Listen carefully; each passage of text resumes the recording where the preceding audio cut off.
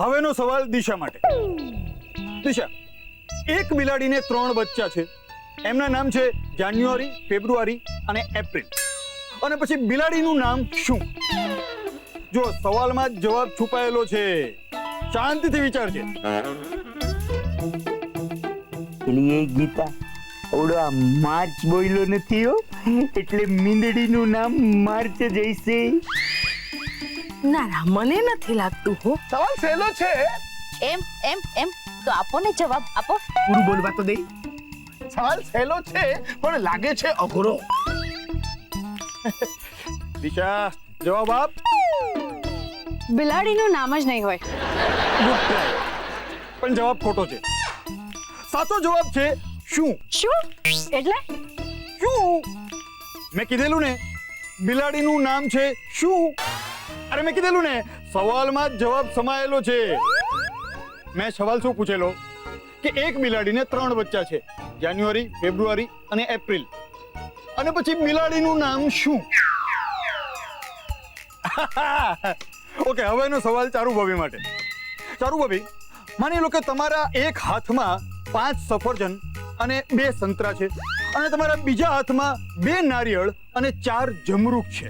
તો એનો અર્થ શું થયો? હા, એનો અર્થ એમ જ થયો કે મારા બગીચામાં ખૂબ બધા ફળ છે. ના ના ના, સોરી. જો તમારા બંને હાથમાં આટલા બધા ફળ સમાઈ શકતા હોય તો એનો સીધો અર્થ એવો થયો કે તમારા બંને હાથની હથેળીઓ બહુ મોટી છે. ઓહ, અચ્છા. આ સવાલ આમ સહેલા છે પણ આપણા માટે અજાણ્યા છે. ના ના, મને તો છે ને આમાં સવાલો ઠીક લાગે છે પણ જવાબો જરા અજાણ્યા લાગે છે. ઓકે દિશા, હવે તારી માટે સવાલ. મને કે ભારતીય બટાટા એનઆરઆઈ ક્યારે બને? જ્યારે બટાકો ગુજરાતી થેપલા સાથે અમેરિકા જાય અને ત્યાંના ફ્રીજમાં ભૂલાઈ જાય ત્યારે. આ જવાબ બહુ અઘરો હતો પણ સાવ ખોટો પણ ન કહી શકાય. એટલે તને પણ હું આપું છું બોનસના 2 માર્ક. સાચો જવાબ તો કોઈને સાંભળવો જ નથી. સાચો જવાબ છે જ્યારે બટાટો ફ્રેન્ચ ફ્રાઈઝ બની જાય ત્યારે એનઆરઆઈ બની જાય.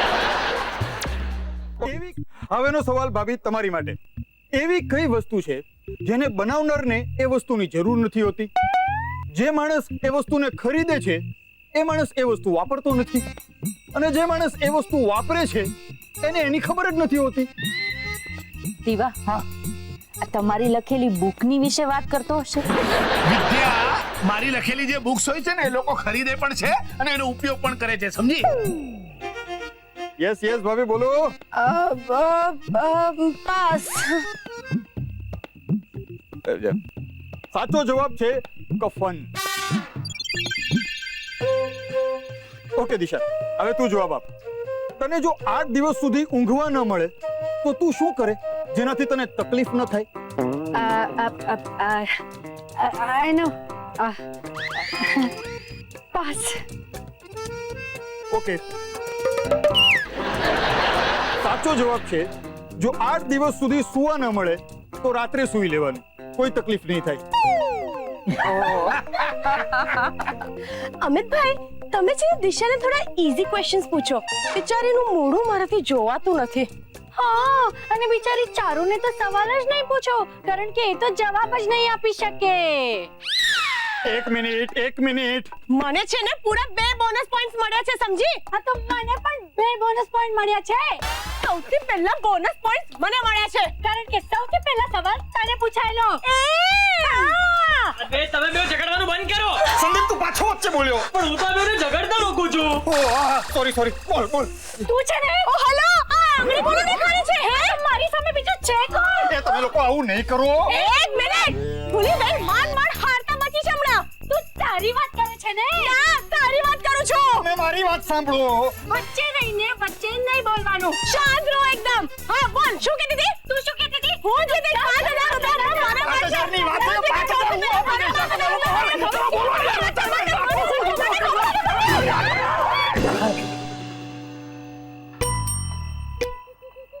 અમિત પ્રભુ તમે આવી ગયા